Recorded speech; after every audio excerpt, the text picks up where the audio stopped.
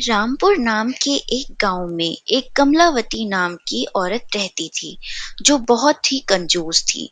वो कभी भी किसी की मदद नहीं करती थी और ना ही किसी को देखकर खुश रहती थी। वो सबसे कटी कटी रहती थी और अपने पैसे और धन को इकट्ठा करती रहती थी जो उसने गरीबों को लूट लूट कर इकट्ठा किया हुआ था। अगर कोई उसके पास मदद मांगने आता तो वो उसे भगा देती थी। इसीलिए पूरे गांव में कोई भी उसे पसंद नहीं करता था और ना ही कोई उससे बात करता था। अगर कोई पक्षी, कुत्ता या बिल्ली उसके घर पर आ जाता तो वो उन्हें भगा देती थी और कभी किसी को कोई दाना नहीं डालती और ना ही किसी को कुछ खाने को देती थी। एक दिन एक साधु महाराज, जिन्हें कमलाबाई के स्वभाव के बारे में कुछ नहीं पता था, वो उस गांव में आते हैं और कमलाबाई के घर के आगे एक पेड़ के नीचे आसन लगाकर बैठ जाते हैं। अरे ये साधु यहाँ कहाँ से आ गया? लगता है ये कोई चोर है और मेरे घर में चोरी करने आया है। अभी इसे सबक सिखाती हूँ। कमलाबाई सोचती है कि साधु उसका धन लूटने उसके घर आया है और इसीलिए वो साधु को डंडा मारकर वहां से भगा देती है। साधु को डंडा मारकर भगाने के बाद कमलाबाई जाकर अपने घर में आराम से रात को सो जाती है और फिर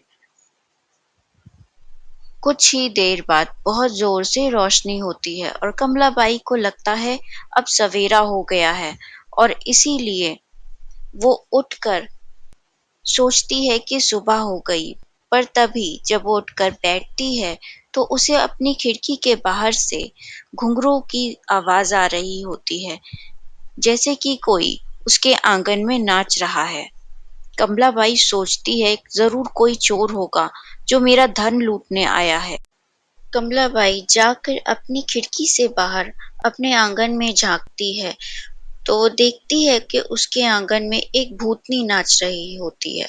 उसे देखकर कमलाबाई की सिट्टी पिट्टी गुम हो जाती है और उसके मुंह से आवाज भी नहीं निकलती। भूतनी के सर पर 5 घड़े होते हैं, उनमें आग जल रही होती है। उसे देखकर कमलाबाई देखती ही रहती है और भूतनी काफी देर तक उसके आंगन में नाचती रहती है।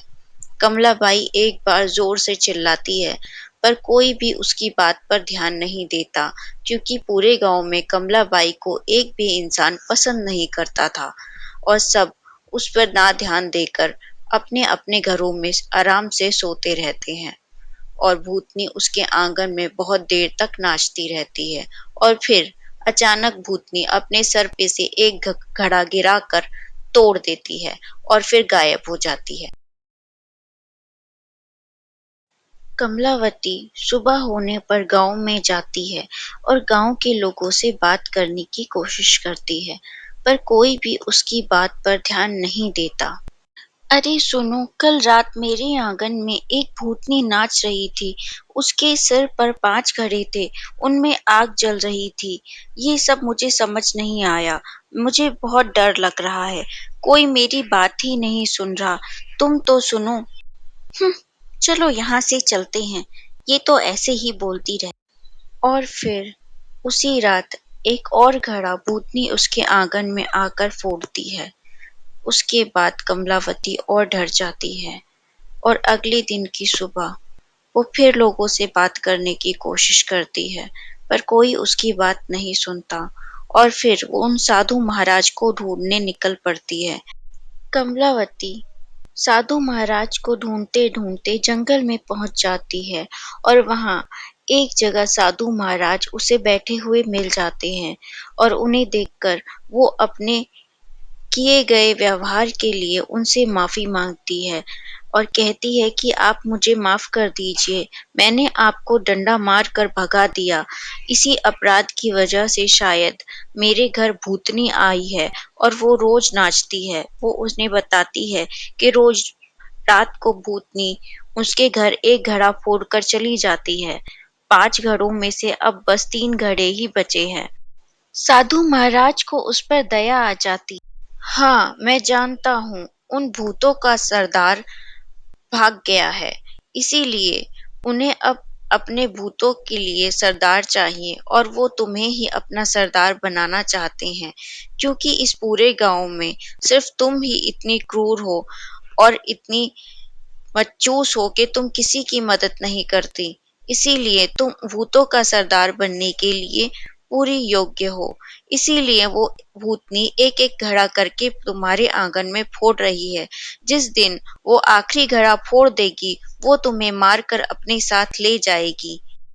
इसका बस एक ही उपाय है, जितना हो सकता है दान पुण्य करो, पक्षियों को खाना खिलाओ, लोगों की मदद करो। इससे तुम्हारे कर्म कुछ कम होंगे और शायद तुम बच जाओगी। और फिर जैसा साधु ने कहा, कमलावती जाकर मछलियों को दाना डालती है, पर मछली भी उसका दिया दाना नहीं खाती।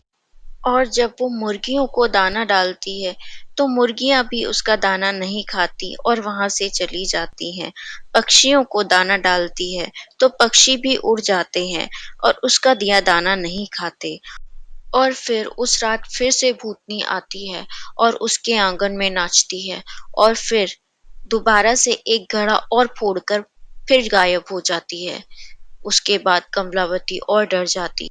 कमलावती अगले दिन फिर दान देने के लिए लोगों को जाती है और कोई उससे दान नहीं लेता। और वो कुत्ते को खाना खिलाने जाती है, तो कुत्ता भी उसका दिया खाना नहीं खाता। अब अगली रात को फिर से भूतनी आती है और उसके आंगन में फिर से एक घड़ा फोड़कर चली जाती है।